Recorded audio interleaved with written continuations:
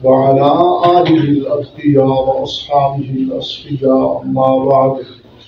فأعوذ بالله من الشيطان الرجيم بسم الله الرحمن الرحيم يا أيها الذين آمنوا كلوا من طيبات ما رزقناكم واشكروا لله إن كنتم إياه تعبدون إنما حرم عليكم الميتة والدم ولحم الخنزير وما أهل به لغير الله فمن اضطر غير باغ ولا عاد فلا إثم عليه إن الله غفور رحيم صدق الله العظيم یا ایھا الذین آمنوا اے ایمان والو کلوا من طیبات ما رزقناکم جو ہم نے تمہیں پاکیزہ رزق دیا اس سے کھاؤ واشکروا للہ اور اللہ کا شکر ادا کرو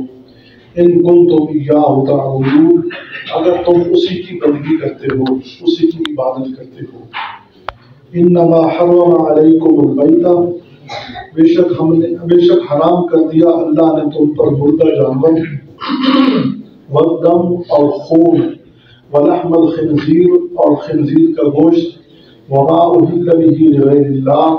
اور جس جانور پر نام پکارا جائے اللہ کے سوا کسی اور کا فمن اضطر غیر باغ پھر کوئی جو مجبور ہو جائے بے اختیار ہو جائے نہ تو نافرمانی کرے ولا عادل اور نہ حد سے تجاوز کرے فلا اسم علیہ تو اس پر کچھ گناہ نہیں ان اللہ غفور رحیم بے شک اللہ بخشنے والا مہربان ہے یا ایھا الذین آمنوا کلوا من طیبات ما رزقناکم قرآن حکیم نے عمومی خطاب فرمایا پیچھے یا ایھا الناس کلوا مما فی الارض حلالا طیبا سارے انسانوں کو خطاب فرمایا کہ اے لوگوں پاکیزہ عمدہ چیزیں کھاؤ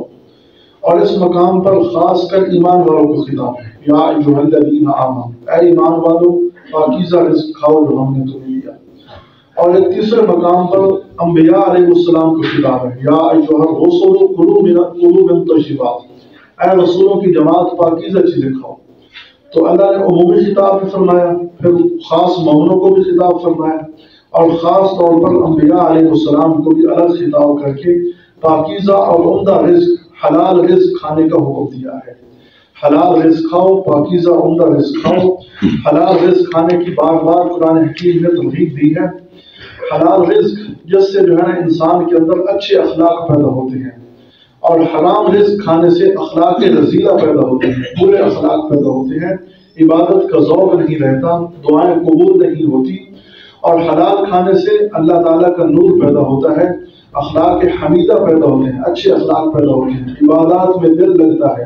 گناہوں سے دل گھبراتا ہے اور اللہ تعالیٰ نے یہ حکم اس لیے ساروں کو عطا فرمایا سارے یعنی انسانوں کو الگ پورے انسانیت کو مسلمانوں کو الگ اور انبیاء علیہ السلام کو الگ حکم عطا فرمایا اور آپ صلی اللہ علیہ وسلم کی صفت بیان فرمائی وَيُحِلُّ لَهُمُ الطَّيِّبَاتِ وَيُحَرِّمُ عَلَيْهِمُ الْخَبَائِثَ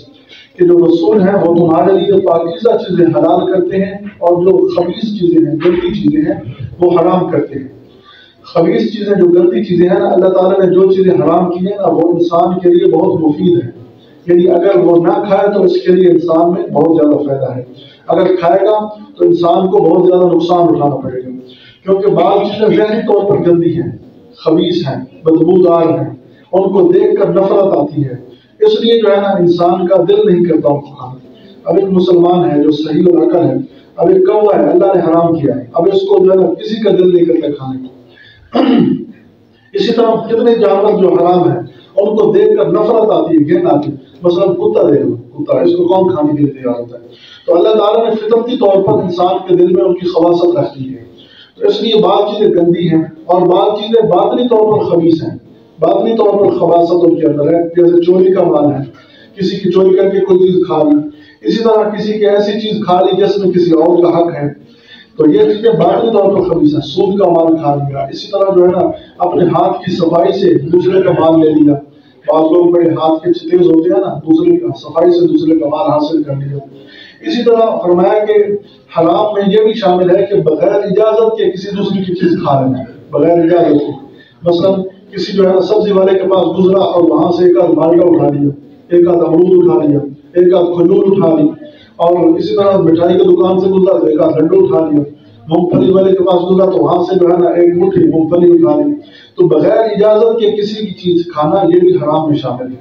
ہاں اس کی اگر رضا ہو پھر اجازت ہے، پھر جائز ہے. تو بغیر اجازت کی کسی کی چیز استعمال کرنا جبکہ وہ دلی طور پر خوش نہ ہو کسی مسلمان کے لیے حلال نہیں ہے، یہ بھی حرام میں شامل ہے. اس لیے احتیاط کرنی چاہیے. عموماً لوگ جو ہے دکان پر جاتے ہیں نا، اندر داخل ہو گیا وہاں سے جو ہے کوئی نہ کوئی چیز اٹھا کے کھا لی، حالانکہ دکاندار بیچارہ پریشان ہو رہا تھا کہ اس کو کیا کروں، اس کو کیسے روکوں. تو اس لیے یہ چیزیں بھی حرام میں شامل ہیں، اس لیے احتیاط کرنی چاہیے. تو جو چیزیں اللہ نے حرام کی ہیں وہ باطنی طور پر خبیث ہیں یا ظاہری طور پر خبیث ہیں. اور حرام کا بہت بڑا نقصان ہے. ایک حدیث پاک کے اندر واقعہ بیان کیا گیا. آپ صلی اللہ علیہ وسلم نے ارشاد فرمایا کہ بہت بڑے لمبے بالوں والے،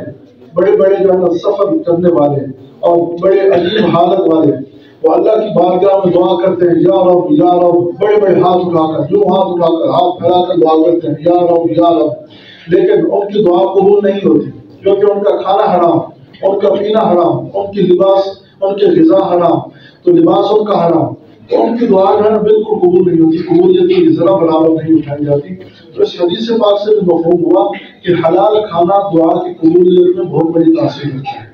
اس لیے جو ہے حلال کا اہتمام کرنا چاہیے، حرام سے اجتناب کرنا چاہیے. جو چیز انسان کو شک میں ڈال دے کہ یہ چیز حلال ہے یا حرام ہے اس کو چھوڑ دینا چاہیے. تو حرام سے مکمل اجتناب کرنا چاہیے، حلال کھانا چاہیے. تو اللہ تعالیٰ نے حکم دیا، یا ایھا الذین آمنوا، اے ایمان والو، کلوا من طیبات ما رزقناکم، جو ہم نے تمہیں پاکیزہ عمدہ رزق عطا کیا ہے اس سے کھاؤ. پاکیزہ بھی ہو، عمدہ بھی ہو، اور اللہ تعالیٰ کی طرف سے وہ انعام ہو تو میں اس کو کھاؤں. واشکروا للہ، اور اللہ کا شکر ادا کرو.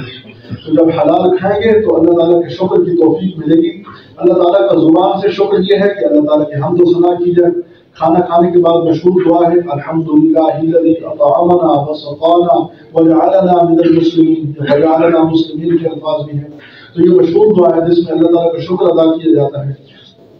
اسی طرح فرمایا اعضاء سے بھی اللہ کا شکر ادا کرو، اللہ تعالیٰ کی اطاعت کر کے، اس کی جو ہے نا عبادت کر کے اعضاء سے شکر ادا کرو.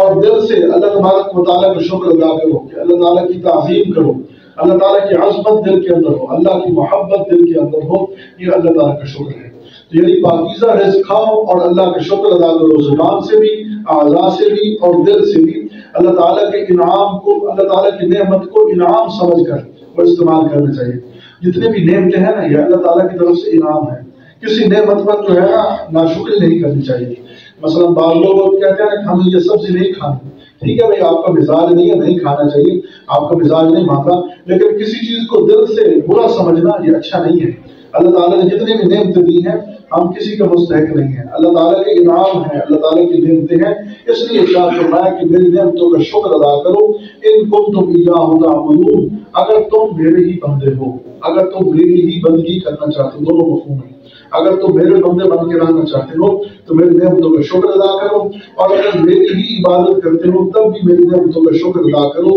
زبان بھی اللہ کے شکر میں مشغول ہو، اعضاء بھی اللہ کے شکر کر رہے ہوں، اور دل بھی اللہ تعالیٰ کے شکر کی طرف متوجہ ہو، اللہ تعالیٰ کی عظمت اور محبت دل کے اندر ہو. تو گویا کہ پاکیزہ کھانے کا حکم دیا ہے کہ جو چیزیں پاکیزہ ہیں ان کو حرام نہ سمجھو بلکہ اللہ کا انعام سمجھ کر ان کو کھاؤ پیو اور اللہ تعالیٰ کا شکر ادا کرو. اگلی آیت